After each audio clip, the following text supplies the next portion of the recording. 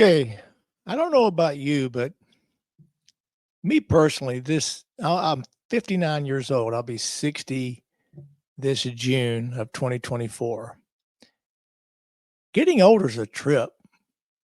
Watching my parents get older, they're in their 90s, watching other people and families that we encounter and deal with, going to all these different assisted living communities, these rehab, nursing homes, hospice, just being around the industry is kind of a plate full of making you aware of the realities of it all.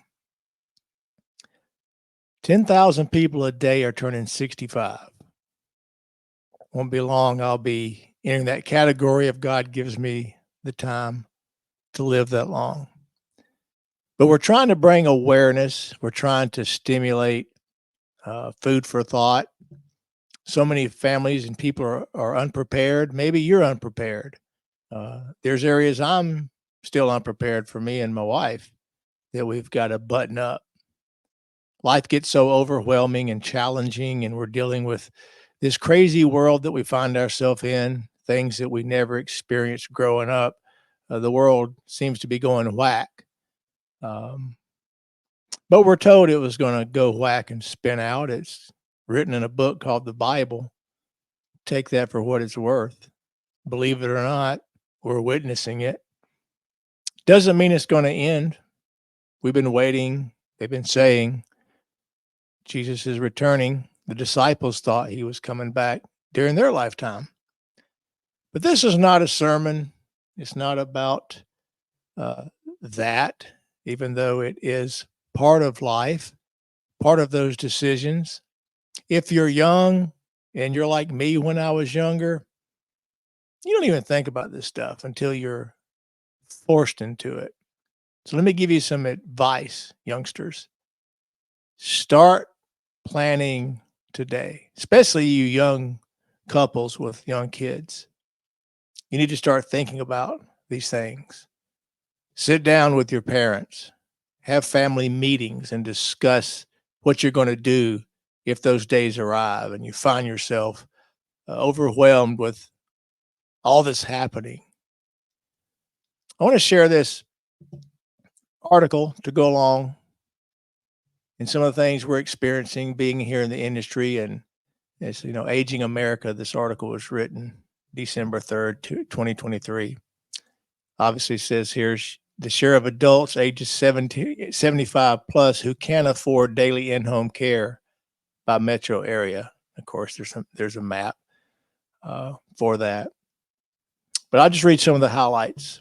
As America's population of seniors grows, affordable long-term care is increasingly hard to find. And why does that matter? Nearly 70% of older adults will need long-term care services, according to Harvard's Joint Center for Housing Studies. Medicare doesn't cover these services, and Medicaid often has long wait lists for at-home support. The cost of daily assistance at home is out of reach for most, Secular said. And so it's assisted living, which bundles housing and care together. That's something that we're experiencing right now with my family.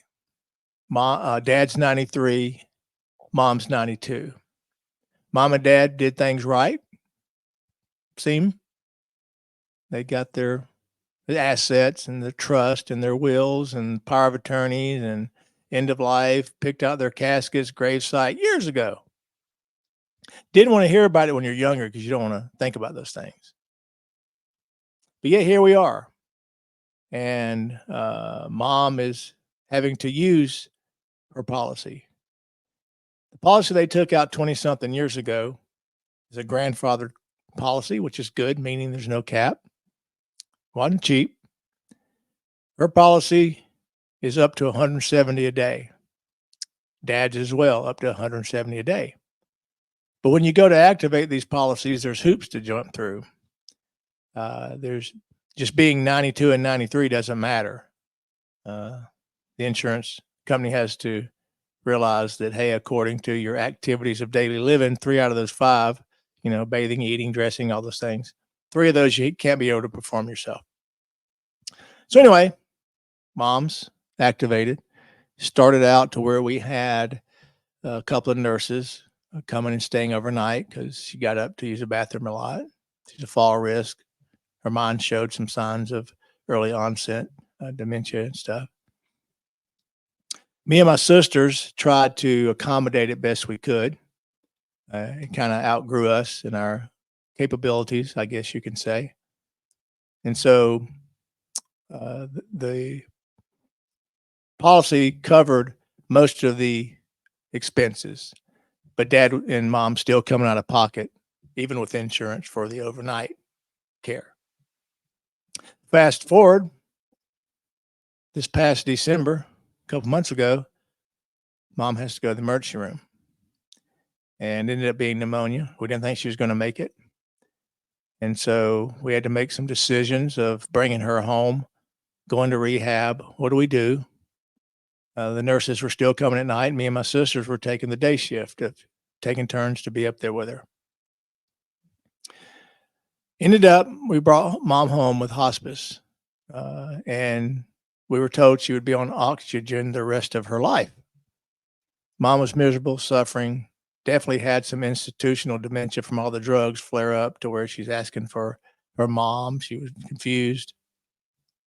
A couple weeks ago, mom decided that she no longer wanted to take oxygen.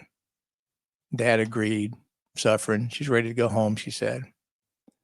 And so we kind of brace, prepare, respect, and understand the decision. And so they stop oxygen. Hospice, ordered some morphine just to, have it there for comfort, whatever. So literally we're embracing like, okay, I guess this may be it.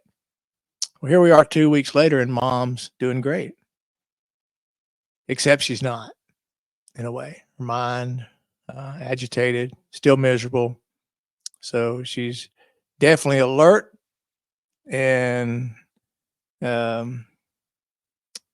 force to be reckoned with. We'll just put it that way. So now there's 24-hour care. And so even after insurance, 8-10 grand a month out of pocket, dad's insurance is not activated, trying to make decisions as a family. I personally, they're going into their assets too soon, because if God continues to allow the living and the days to pass and say dad, falls ill, or let's say they both need skilled nursing, even with both policies activated, that's when you're coming out of pocket 8 to 10,000 a month, even after both are activated. Why am I saying all this? I'm saying it because obviously I'm in the industry, so I experience all sorts of things, and to experience these things with my own family and seeing what I thought was done right and prepared and planned, when the reality of circumstances come along, sometimes it all goes out the window and you sit back and you just watch what appears to be a train wreck. We see so many families that, reach out, or, someone will call, some of our colleagues will call, and maybe someone's needing to be discharged from the hospital, skilled nursing, whatever. And they need help for placement or in-home care, whatever. And a lot of times they don't have the money, and you're told, well, they got 900 a month or 1,000 a month or 1,500 a month. You're just like, there's no way. So obviously the alternatives is going into the state-run nursing homes, which unfortunately is great they're there, but I don't think any of us want to find ourselves there. So anyway, just kind of back to things that we're experiencing in the industry. When you get into the situation of needing to go into, in-home, communities or assisted living communities, many facilities are struggling to stay afloat. 81% of them would need to hire additional workers to meet nursing staff requirements from the Centers of Medicare to Medicaid Services proposed in September, KFF noted. The pandemic added fuel to that as more families pulled their loved ones out of nursing homes to limit their exposure to COVID. There's so many assisted living communities, in-home care agencies, hospice companies that's struggling to have good staff, to have good help, because obviously the pandemic, a lot of people scattered, and got out of the industry. So with these numbers of so many more people getting older and are going to be needing more services, more people will need to go into assisted living, memory care, in-home care, hospice, skilled nursing, etc. The financial obligations most can't meet. That's why we share constantly, start talking, start planning, simple things that really need to be done. Get with an elder care attorney and get your power of attorney set up. Just start there. Just start with getting your POAs in place. Have those discussions with your family. Who's going to be chosen? Who's going to take those responsibilities? Have a financial plan. Like, what do we do with the assets? How is the money going to be spent if those times come up? So I can't stress enough to start talking and start planning and start preparing, because this is a crisis that's coming. It's not going to get any easier. The burden's going to increase. As far as those of you that maybe have a heart for service and serving others, there's going to be a lot of opportunity to be a CNA, to be an in-home care person, to work with hospice. Plenty of opportunity coming, because we are lacking for having good people to come and serve the aging community. So anyway, just wanted to pop on and make this video and share this article for what it's worth. If it rings a bell with someone and causes you to be stimulated to take action. If you have any questions for us about what the process and the cost is for being placed into assisted living or memory care, or have an in-home care agency come in, if you need to be connected with an elder care attorney, we've got plenty of colleagues. We have someone that can take care of anything that you need in the senior world, Medicare, Medicaid, VA, etc.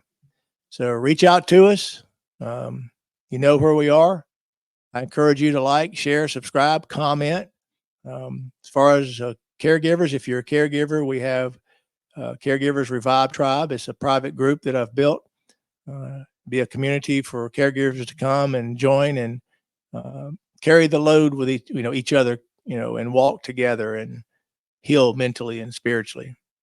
I'm also got a podcast series specifically for that called Caregivers Chronicle, to where caregivers come on and share their stories and experiences. And the point of all the content is to bring value to help others. So with that said, till next time, see you later.